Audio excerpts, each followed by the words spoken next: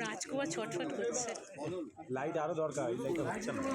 একাদশ Sutanuti short film festival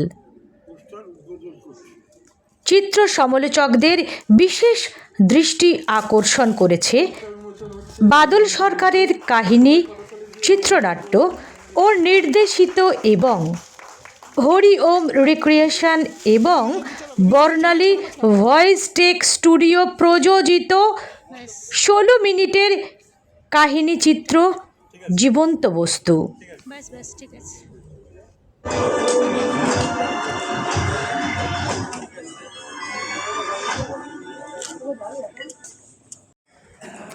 এডি movies ইন্টারন্যাশনালের পরিচালনায় গত 20শে মার্চ থেকে কলকাতার নন্দন প্রেক্ষাগৃহে প্রদর্শিত হল স্বল্পমেয়াদী এই চলচ্চিত্র অনুষ্ঠান।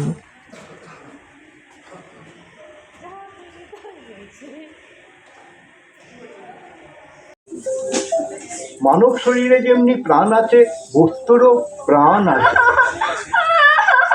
বস্তু থেকে বস্তু,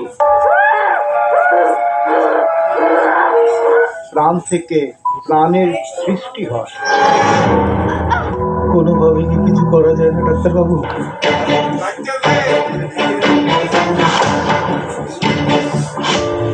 আমাদের আর কিছুই করার নেই, এখন ঠাকুরই একমাত্র।